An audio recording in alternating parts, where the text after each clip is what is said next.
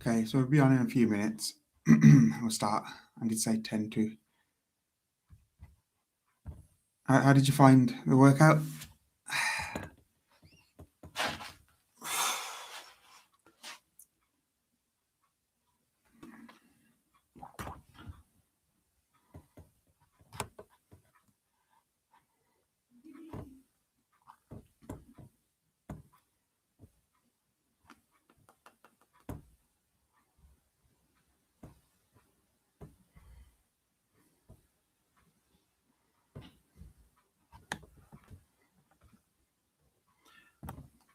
Yeah, it was a bit harder, wasn't it? Okay, so what we're going to go over today is more about the attacking element, more about um, variety of strikes, more about strategy in particular, and just some more notes about understanding stuff rather than anything else. Yeah, and footwork as well. Yeah, we'll keep with the Sanjay stuff, the hit stuff. We'll try and gently keep trying to push it week in, week out, see where we can get. But to be honest, a lot of the workouts you can go back and do and just push them a bit harder, and they get more difficult anyway. To try and get in one extra rep in those 30 seconds really is quite a big difference. Right, see what's happening here.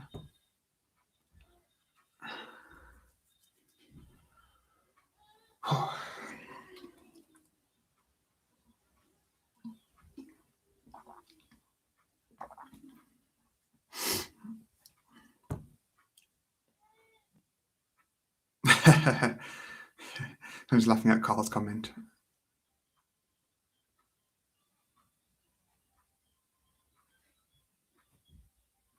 So yeah, so generally in Sanjay there's Vriam is the proper word for it. There's Bertka, the different types of squat, and obviously that's to develop the legs, the hips, the flexibility, but more so just so being light on your feet and keeping that kind of fighting depth is easy. Is you can do it without trying or thought. That's the idea behind the legs. Press ups we're doing in such a way that obviously you get the thrust the way we want it from the shoulder. And the chest obviously supporting that. The core is obviously important just for structure all around body. And there's I'm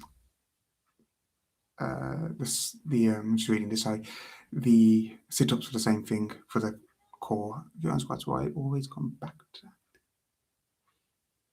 Yeah, that's it's a habit indeed. So what I do. So obviously, you got a namaskar, right? You got this posture, but for Shasta Vidya, you got lots encoding that, right? So we're not doing that. We're doing this with the elbows facing down. We're inside the shoulder. We're in the center, and the key thing is this hand is in this line where your sternum is, there where your solar plexus is.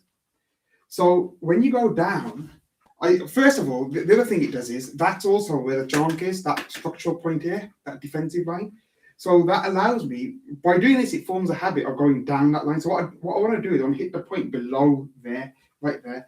So doing that helps me get to there, okay? That keeps the posture right. Then coming up, see, it gives me that structure again. And then obviously that leads to this. That leads to that, which will lead to that, which will lead to this, which will lead to this, which will lead to this, okay? And which will lead to this. So it'll lead to all the different forms, basically that. So it's one of those things that from early on, you can build a habit. It's one of the nice things about having a complete system is there's things that seem kind of innocuous at the start that build up a habit, okay? It's a really good question.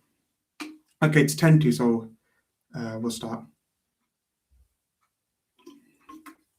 Okay, what I want to do is footwork again. So, right, let's start. Okay, so from the course, from Mool, there's a habit you need to have ingrained, which is this habit of using heel to heel. Now, Later on, you won't see him, or you don't have to go through, you don't strictly have to do this later on. Later on, in different postures, you don't have to go to heel, obviously. You've got to go to where the center of mass is, okay? And then you do different things like take your shoulder there, your knee there, and so on. So that's kind of where it leads. But to form the habit, you start with heel to heel, okay? So what you do is, to move anywhere, you go to where the other heel is, and then you move, okay? So even with that heel there, then I take it across, heel to heel out. That's why we have these preliminary types of exercises to build that habit. But generally speaking, see, I move back like this, I move forward like this. So the reason why we do that is because it allows the body to move as one. So if I went straight from here to here, see, large portions of my body don't move. If I come here, I'm gathering, and watch, now the whole body moved across. So look, the whole body moves. So heel to heel at the beginning is taught, and it's an exercise to do because it forms a habit of moving the whole body as one, and hence you get free step, whether it's a linear free step or a circular free step. For what we're doing in Vaha, it also becomes a kicking technique. So again, in Mool, you can do a tud. Tud is this kick, okay? Tud is this kick where basically you're aiming, if you've got shoes on, you're using like the toe section, okay? So you got your heel, like the band around the heel, the kneecap, you got to the groin as well. If it's barefoot, remember to use the ball of your foot more so, and bear in mind the impact might be hard on your feet. The toe is still good if you're going for a light, soft thing like the testicles or the inside of the thigh, okay? So what you have is this habit, okay, you can do it on the spot, but more so what you do is you take this heel to where this heel is, and just go up onto the carpet a bit, and you do this, okay? See, heel, up. So that comes, we learn that in Mool, okay? And Vaha makes use of this as well. The other kick you have is dark, which is a stamp, and that I've explained lots of times, is you don't quite go to where the heel is, you go to one heel there instead, and from the rear, goes through the middle and stamp through, okay? And the more you can sink this hip, the more power you can get on the way forward. So I'll do it this way, look, there, okay? So that's in the Mool, so in Vaha. So remember, Vaha is, instead of doing things one thing at a time, like Mool would, so Mool does things more, rate of fire is low, but it's got that key thing in Shasta Vidya, which is the whole body moves at once. The whole body's behind every strike, yeah? And you're releasing ground. Vaha does a mid version of that, so it's faster and it catches the energy better. So you got your Vaha, so you have this, okay? Whether you're going for your knee, whether you're going for the kick. Now, what I'm going to do is just change the camera because I want to concentrate on my feet anyway. Okay, I'm staying on the carpet this way. So watch, you got your Vaha. Okay, so your Vaha, you got this, right? Now what I want is this. Okay, so in Vaha you got that. So it's a smaller version of what I just showed from the side. There, boom. Okay. And obviously it can be this low, right, for the ankle. Boom. Or you can go straight through the rear foot. That's the equivalent if you think about it, because you got the alleyway through here. But if you want to use that front foot, boom. This is good when you go side to side and add it in, which we'll do in a second. So, your Vaha. That's in its form. That's the application. That's the application. That's the application. Or that's the application. That's the application. Okay. Then obviously Vaha can also do this kick.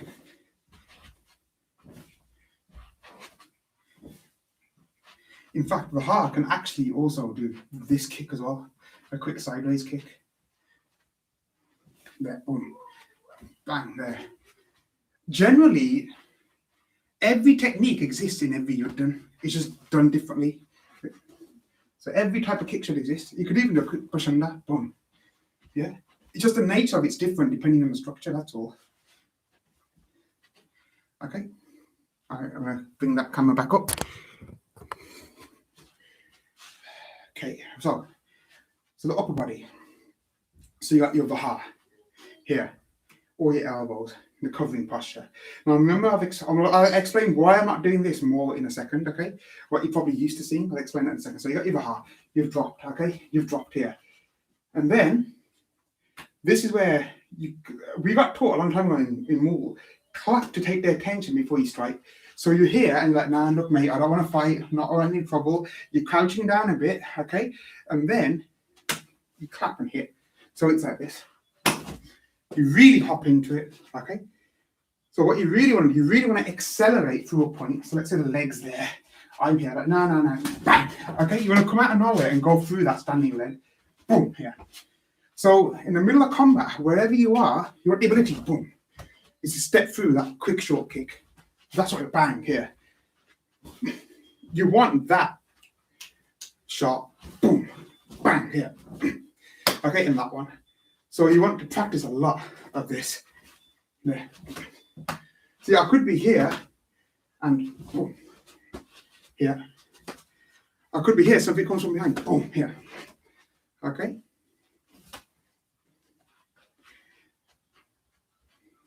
Now, I'm going to integrate that. All kicks need to be integrated with footwork eventually. The different forms do it in different ways, and they just get better at it. So the bird is the one that really makes kicking work. And, you know, almost makes a fighting style of its own, of just kicks. Not so much these Vaha and Church, but they're still used a lot, right? Vaha has a principle, hit high, low. We're going to integrate the kick into everything else you're doing, including your handwork, but more so your general footwork. What you don't want to do is fight in such a way where you move around and set up for the kick. Because the setup is the thing that will get red. What you want to do is have no setup. So that means you've got to have a footwork that allows for that. Now, you need all the stuff that got taught in Wool, okay, generally, because there's no such thing as just fighting in Vaha in that sense. There's no such thing as saying, right, I'm going to fight like this now. I'm only going to move like this now, okay? That's when you're already engaged almost.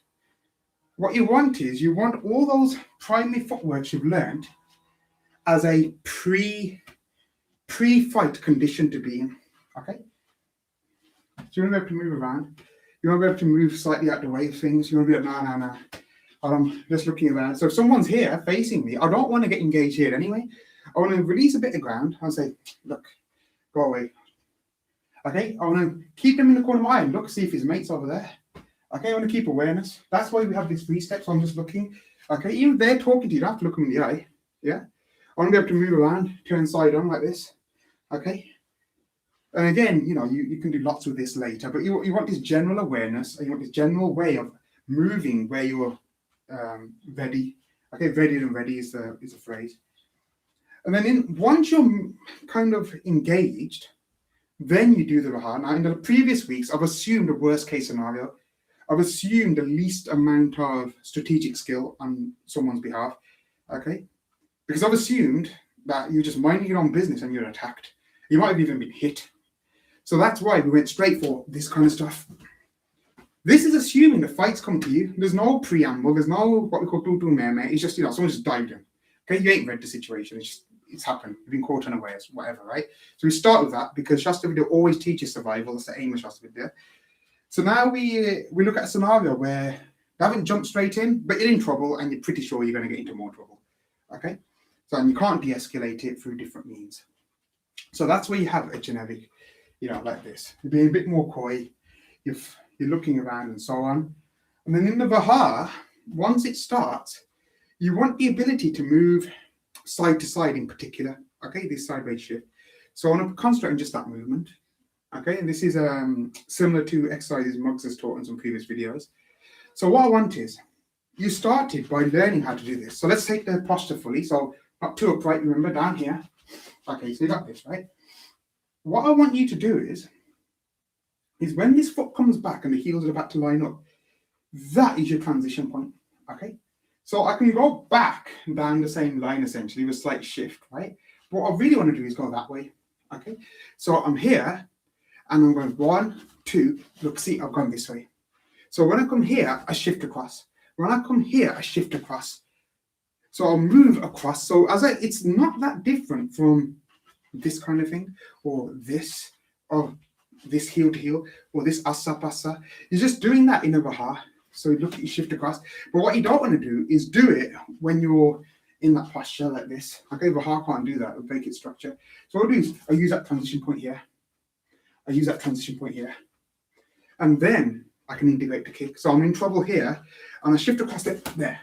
Okay, so now as I come back, I shift across, and I can shift across and change feet. I can shift across and not change feet as well, but let's change feet for now. I shift across, change feet, and then throw that out in the same way as throwing it out like this. So that is something you can practice. So you come here without changing feet, with changing feet. Okay. Now I'm only moving about that much. Vaha's not going to do big movements. He's a very compact fighter. So here, there. See here, there. See there. Boom. There. See that way I went slightly forward with it. I can go back with it.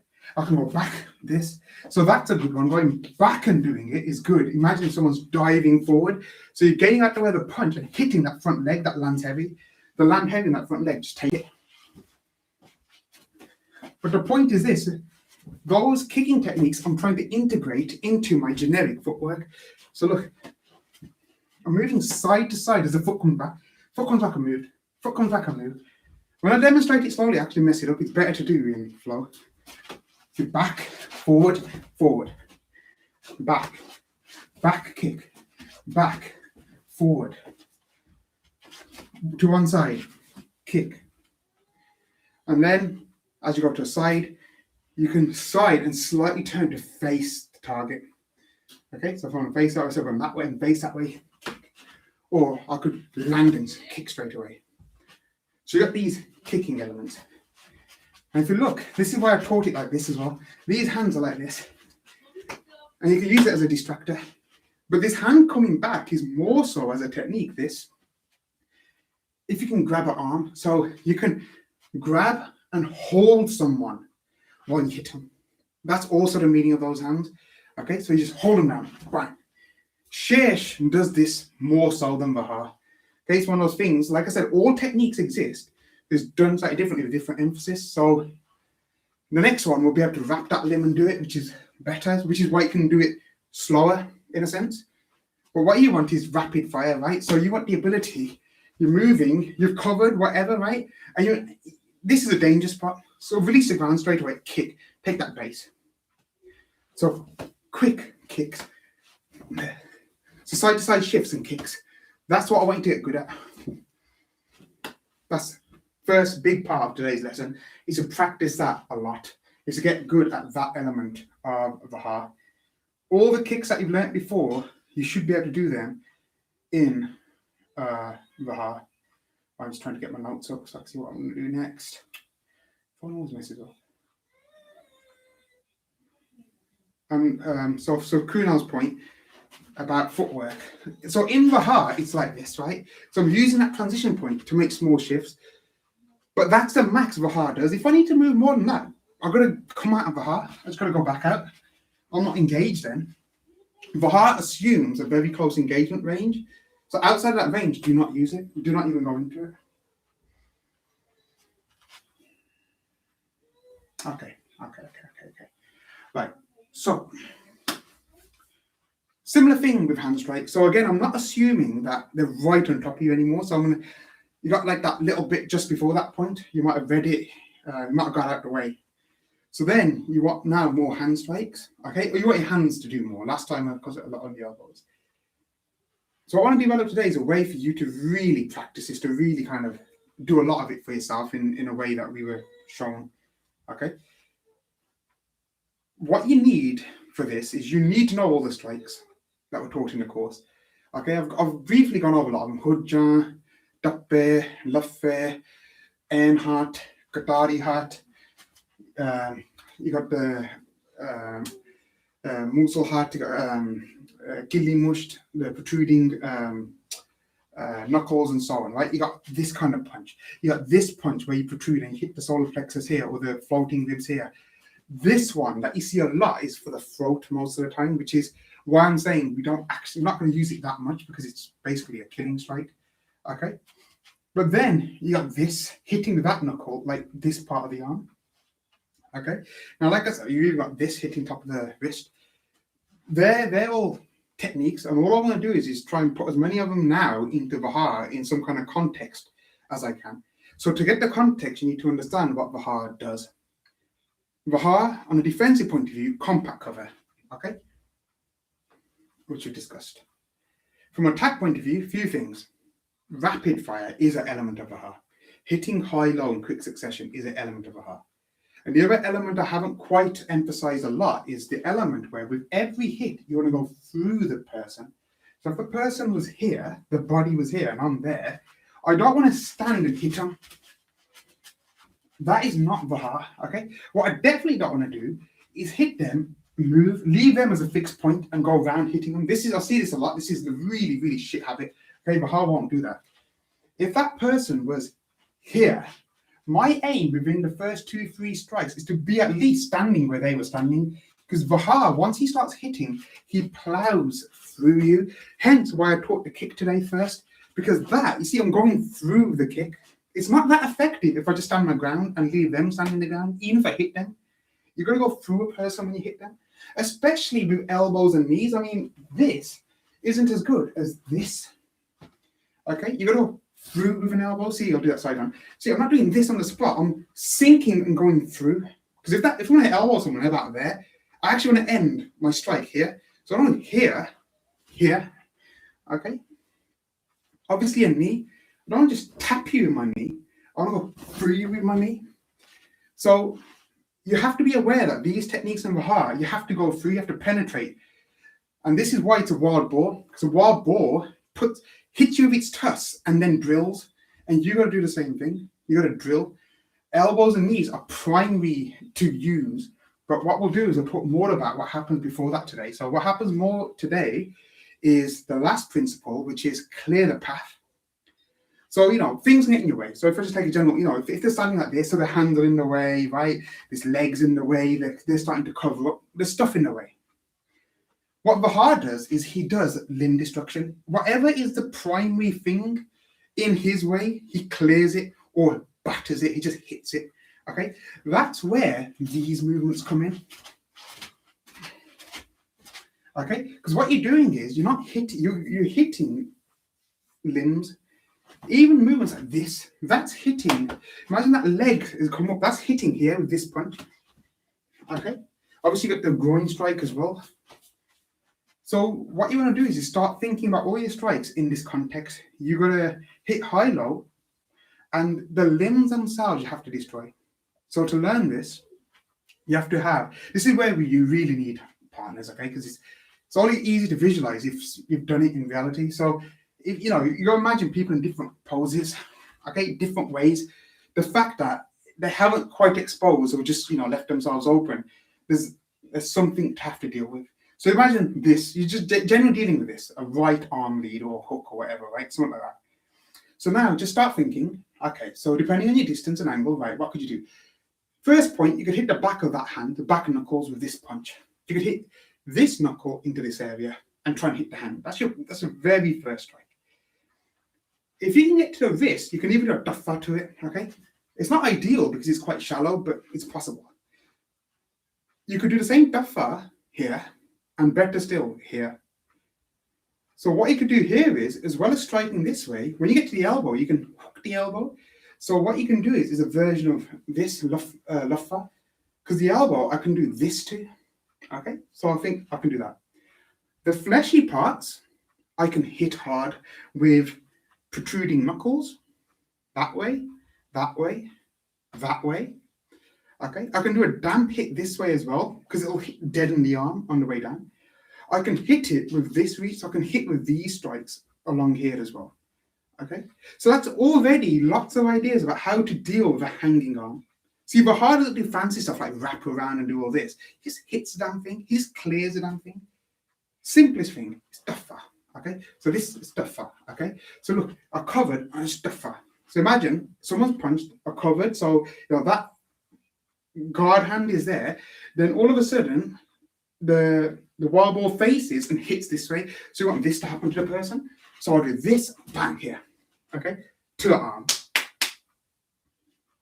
if you could get to behind the elbow, so they might have dived right in, then I could cover, and this time I could put this underneath the elbow and push them up, and that would make them do this.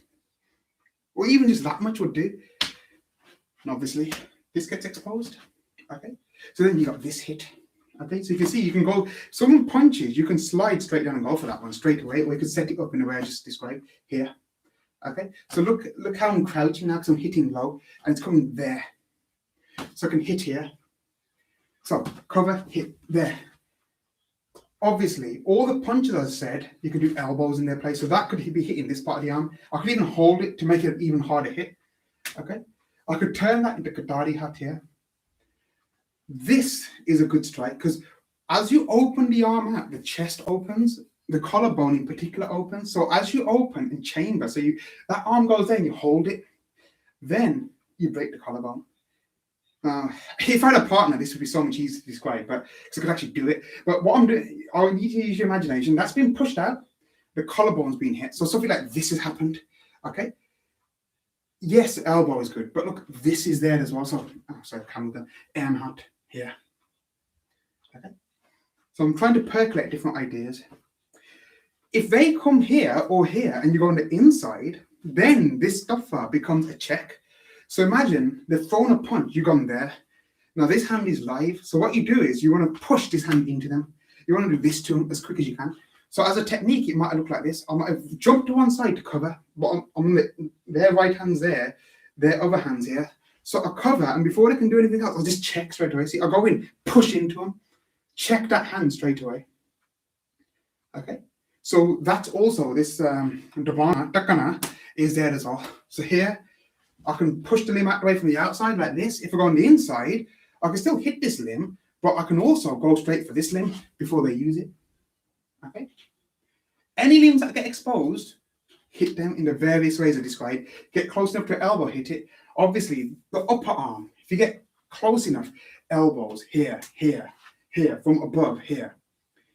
If you expose this area, if you get close enough, this elbow can go in. This can go in, right? If you're far enough, then use the top knuckle. This can go in. Okay, and what you want is from the bottom floating rib, 4 fingers up, right there. Take the air out the lungs. Okay, so you want this. So you got the fist is here. Closer, the elbows there.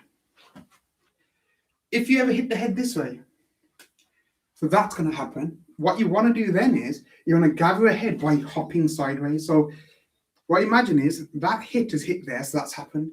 Rather than just leave them there, we do the principle of going through them. You want to move to here, so you drag them with you. So if I hit them there, I'm going to do this next. Or if you can do it one-handed, if you can get like grip the hair or whatever, right? But you could turn it into 2 hands, bring it here by holding the chin, so you got the head.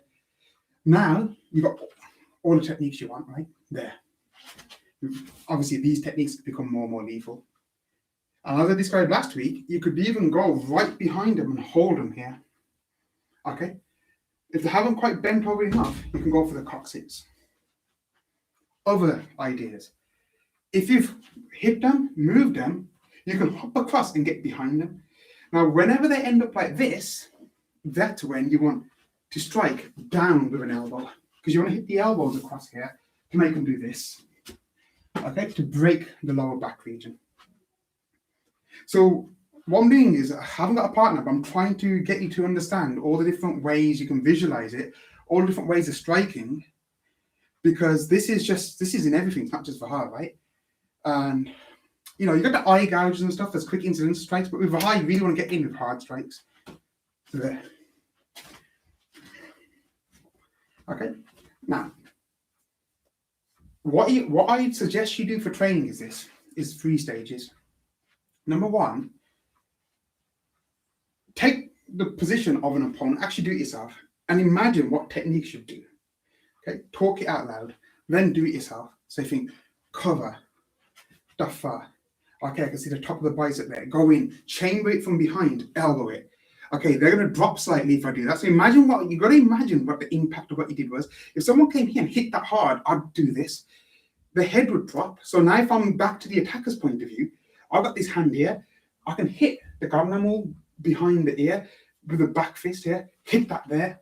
And as they start falling, keep the head there, hold that head down, bring up the knee. Okay? Or I could take the head there, move across it. So now I've gone right round them because in a vulnerable position.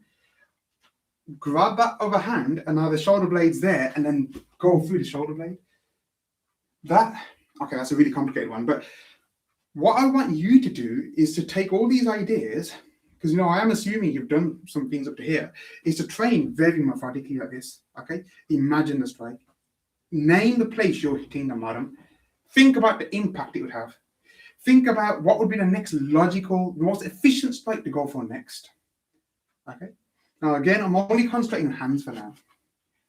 Obviously, you can integrate the kicks inside all those strikes, depending on where they are. I can put one of those stubby kicks in, can't I? Then you want to make sure that as you're practicing, you're not just doing it here like this. You're going through the person, that person's there. See here, that becomes the footwork of the heart because I'm thinking, right, I move them here, I'm going to go through them here. I move them here, I'm going to go through them there. And you do that at a very slow, methodical way. Really slow, as I described. Then you turn it a little bit into a flow where you think through it more.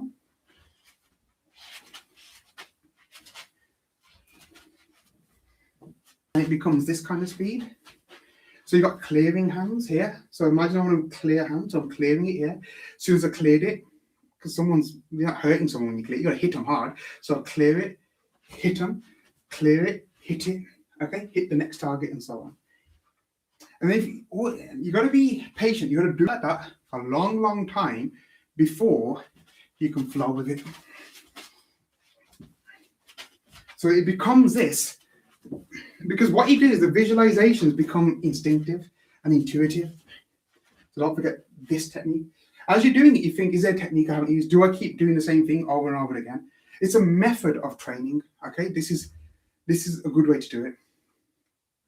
What I don't want to do is to basically try and jump to the end point too soon. Because what happens is people then see all the full form, the classical form, and then their practice is just doing this basically constantly.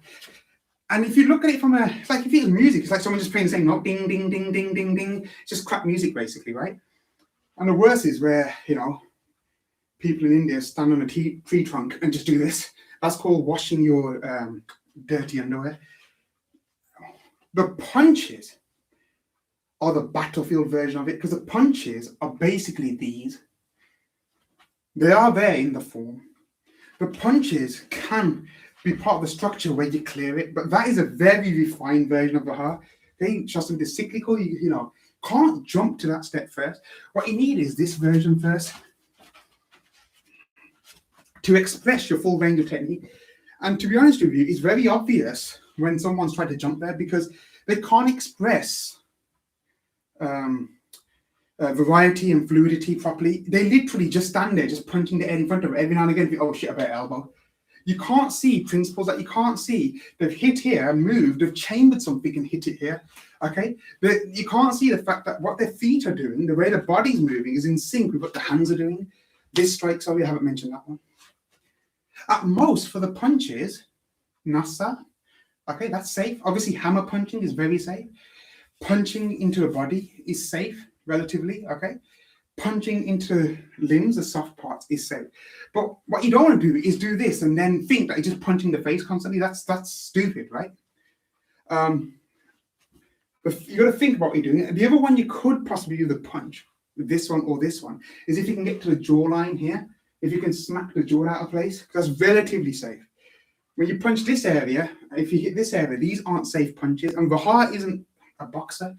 Even though he can punch, it's rapid fire. See, I'd rather go for the eye, pinch the eyes. I'd rather go with a ridge hand. I'd rather use a ridge hand, because a ridge hand, what it can do is hit and gather. And look, when you gather, sink. See, I use the principle of Vahar to form the technique. Later on, that technique could have been like this.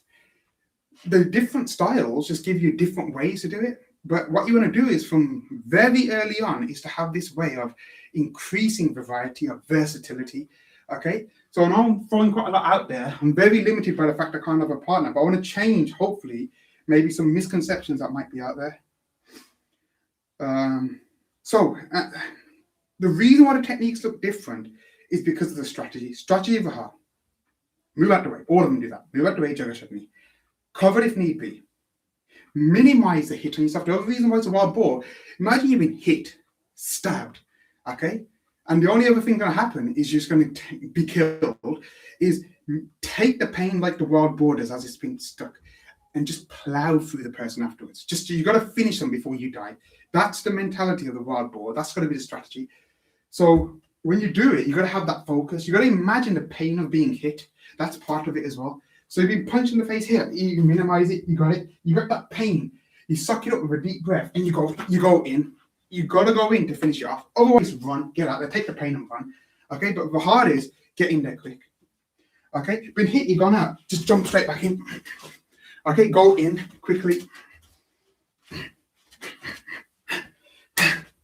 And that's when what we call the savar comes through. The savar is because it's just pound, just, you know, really destroy them. But for practice, no, slow down. Think through all the techniques. Think through what you're doing. Think through failure. Okay, think through. Went for that, but he moved, so I shifted this way and I kicked him. If I'm engaging the upper body for too long, there needs to be something happening in the lower body. Okay, if kicks are coming in, see, I've got techniques like this. I'll move out the way, try and gather the kick. I'll move out the way this way, so the kicks come there, right foot went that way. Then the thing to do is either go for the groin or just go and hit the standing leg. Yeah. So in your practice, we call this Scar match. This is where it leads. That's when eventually it becomes, you know, and you start slow.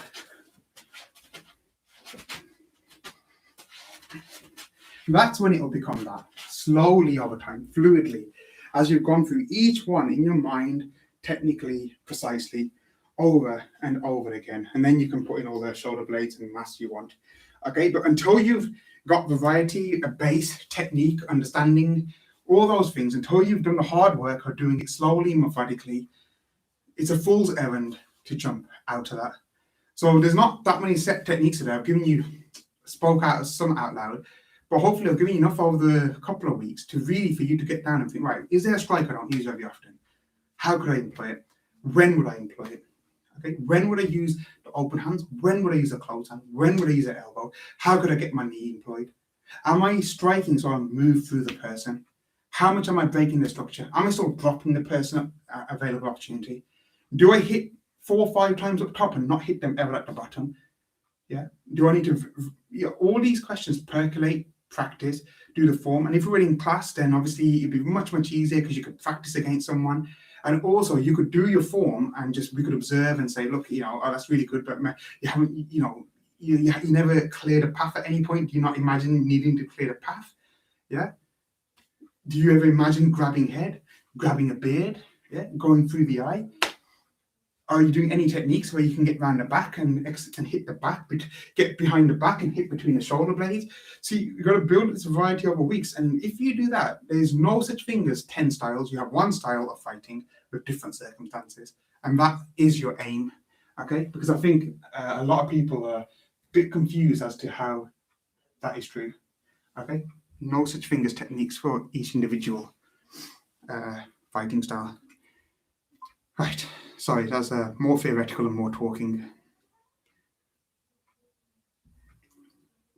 Right, so I'll stick around for a few questions, and over the next week or two, next week is put weapon principles, these principles onto weapons, and maybe go back to some more set exercises as well. But let me know if you think we need more set techniques, as it were. It's hard for me to gauge without being in a class with you guys and getting your constant feedback.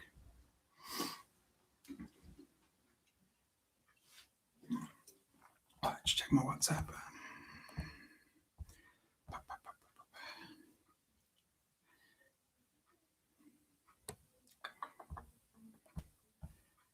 Okay then, so yeah, feel free to come off the call. Well, I was not on the call, but after the video, I'll stick around for a couple of minutes in case anyone's got any questions and I need to re-go over anything.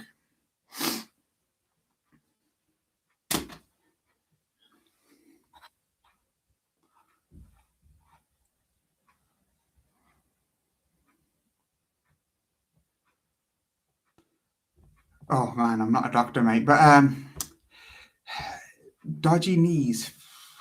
In terms of exercises, what you want to do, I can tell you what not to do. A big mistake when you do squats is to bend your back too much. Okay, so if you do your squats wrong and you tip too far forward because you're bending your back, you put too much undue pressure on your knees, especially you can do it in that one as well. Okay, so to not make it any worse, what you want to make sure is that you shouldn't feel the thing that stops you doing more sit-ups, press squats shouldn't be in these because there must be something wrong in your form. You want to make sure, see, the pressure isn't going there; it's coming back onto your thigh. Okay, strengthening the knees. I mean, the only other thing I can suggest is I had IT band issues and I got the resistance band and just did things like that against the resistance band. Okay, but it really depends on the nature of the injury. I've always taken glucosamine supplements as well, but that's general advice I can give you.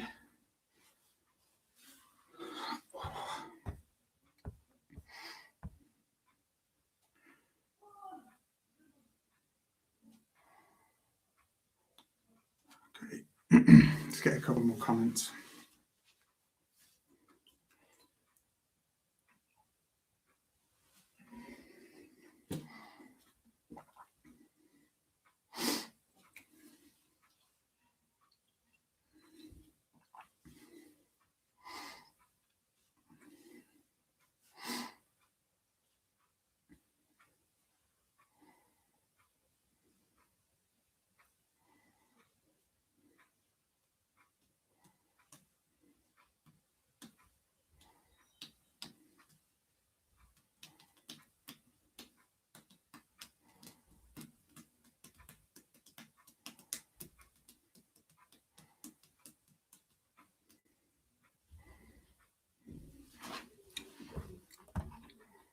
Okay, what I'll do just to finish, I think one person said a bit more about set techniques. I'll just finish with one or two set techniques. So I'm just going to go back to just this attack, all right? Or just arms being out here. Moving out the way, what we practiced last time. Get out the way, make sure you don't get hit, priority number one. If you can land straight into a kick and a grab, if you can grab that front and a kick, all the better. If you do that, they're going to tip forward. The head's going to come forward, they're going to bend their back. So kick, swap your feet and make them fall even further. The head will be about here, okay? As the head falls, hit it here, so you hit it there, so it slightly does this to the neck. Turn it, face, okay? And then you got a chambered elbow. Or if you don't want to, hit them there, if they're like this, hit this spot here, come over the top and hit the trapeze there to take the arm out. That will most likely drop them anyway. If it doesn't, their legs are back there, just push them down with these hands and kick the ankle or sweep the ankle with this foot. They will definitely drop then. And then crush the ankle. So that's a set technique there. For this one, jumping onto the inside, cover, check. So this hand has been, so they were punching, this hand's just been checked. Check it. Okay? Now because they're going to be, you just check the hand, they're going to try and turn to face you. So they're most likely going to rotate. So they're facing that way. They're going to very soon be facing this way. They're effectively going round you, so meet them. So that's the one where as they turn, you go into the gap. So as you've done this, before they turn and start facing again, get into this gap here and fly in with an elbow. Elbow the chest. They'll go back if you elbow the chest, right? The head will be there, proportioned, hit the side under the ear, hold the head, and if you obviously cause a lot of damage, you knee the face, but more so, open the arms in the way, push the arm out the way, and knee through the ribs. Okay? And then just push them, and they'll fall that way. Okay? So that's two techniques. That's two set techniques. Again, if I just had a partner, I could have just showed you this properly. Well, I'll try and come up with some more for next time as well.